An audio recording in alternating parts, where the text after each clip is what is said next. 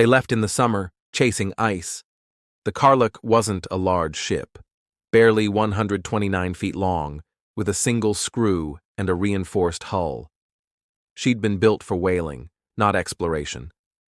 But in 1913, she was chosen as the flagship of the Canadian Arctic expedition, a bold plan to chart unknown territories, collect scientific data, and plant Canada's flag deep in the north. 25 men boarded her, scientists, sailors, 2 Inuit families, a cat named Nigaraurak, and a crew hand-picked by expedition leader Vilhjalmur Stephenson. Many were seasoned, some were not. All believed they'd be home within a year. They would never see home again. From the beginning, the voyage felt cursed. The ice closed early that year. Just days after leaving Point Barrow, Alaska, the Karluk became trapped in solid pack ice. Nowhere to go, no open water in sight. The propeller spun uselessly. Compass needles twitched. The crew tried to chip the ship free, to blast a channel. But the Arctic didn't budge. By mid-August, they were no longer sailing.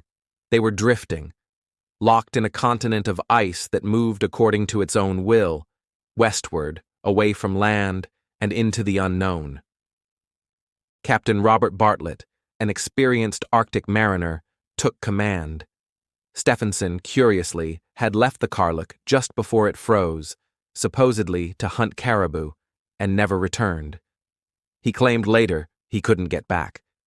Some said he simply abandoned them. The Karluk, meanwhile, became a coffin, waiting for a funeral. As the weeks dragged into months, the ice grew thicker. Temperatures plummeted. Snow buried the deck. The sun vanished in late October and wouldn't return for months. It became hard to tell one day from the next, only that it was colder, darker, quieter. The men told stories to pass time, played cards, made scientific observations, but the creaks and groans of the ice kept them awake at night. The hull moaned under pressure. Sometimes the whole ship lurched violently as the floe shifted beneath them. On January 10, 1914, the sound changed. It started with a crack like gunfire, followed by a groan deep within the bones of the ship. The pressure ridge had risen beneath them, crushing the stern first. Men scrambled to haul sledges and dogs onto the ice. Scientific instruments, food stores, tents, whatever could be saved. Captain Bartlett stayed on board until the last possible second.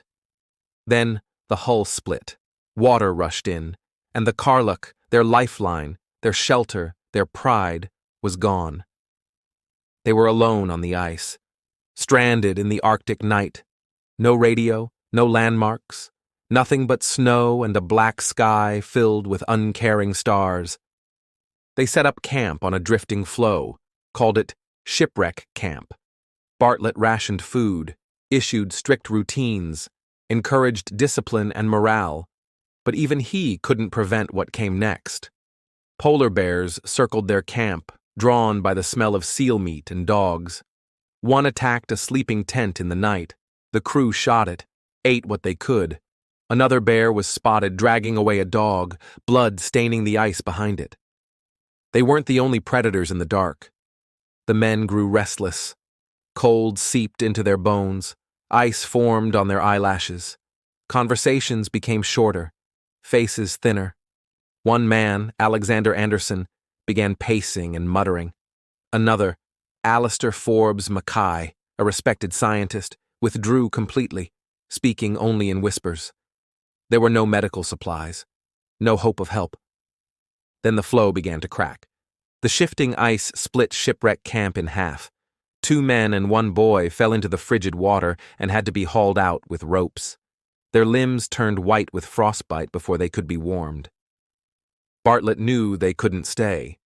He chose Wrangel Island, a remote, ice-covered landmass 80 miles away, across open floes. If they could make it, they might live. So they set out, dragging sleds and lifeboats across jagged ridges of ice, sleeping in canvas tents, marching into wind so cold it stripped skin from their faces. They took turns pulling and pushing.